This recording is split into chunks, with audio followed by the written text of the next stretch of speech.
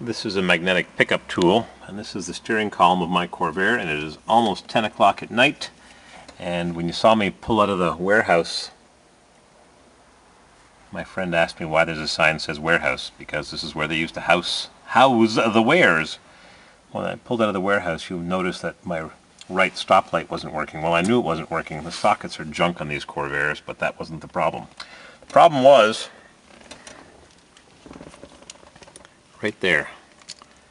When you put on your brake lights or your turn signals, it all goes through the steering column horn bearing assembly.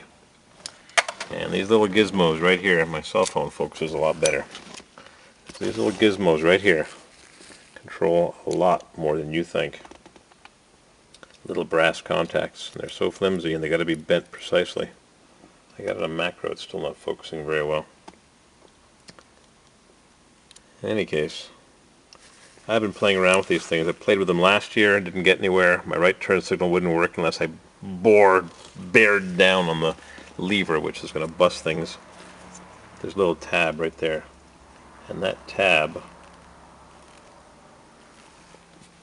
pushes this here, and when you touch these two together and you touch that little post, your turn signal works and your brake lights work and everything runs right through here, and it's really complicated. My Suburban used to have a problem. My blue, Mr. Blue, I had to put an elastic band to hold the turn signal up slightly to make contact with what had broken. Anyhow, I got a couple of steering column guts last year, 2 years ago in Tacoma, Washington. I think that was last year. The Corvair convention. I bought two of these for junk, $5 for both. One's broken, but didn't matter because all I needed was little pieces inside. And I've been playing and playing with little brass contacts.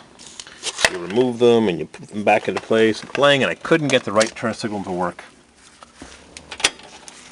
Until I took a screw right there, and I bent that post just a fraction, just bent it, whoops, I bent it up slightly.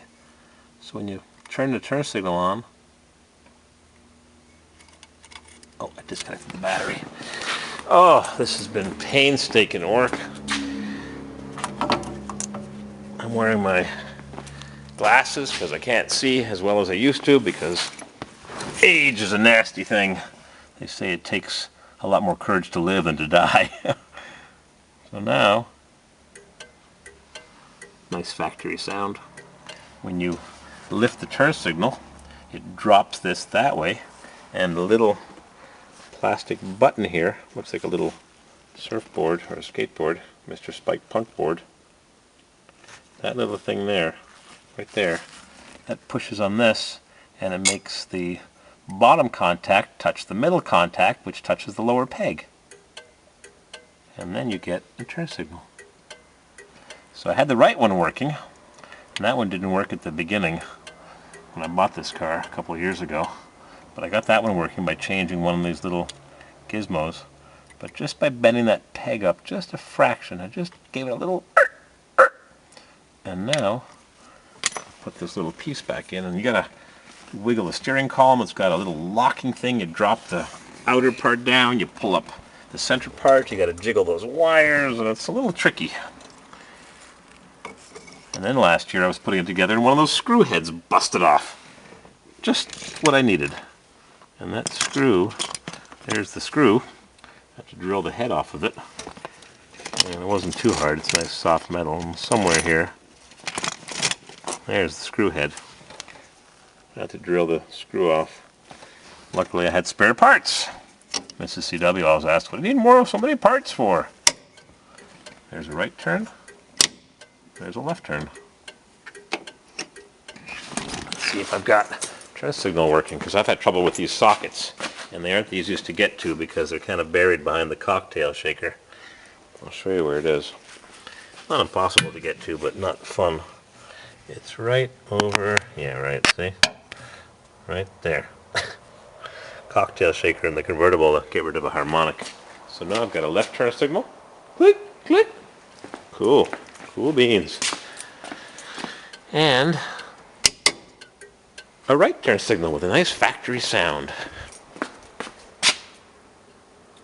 And I'll also take my trusty brake pedal pusher. They actually sell a Kentmore tool for this, but we're not so sophisticated. I've been texting my buddy in Indiana with a nice red Corsa.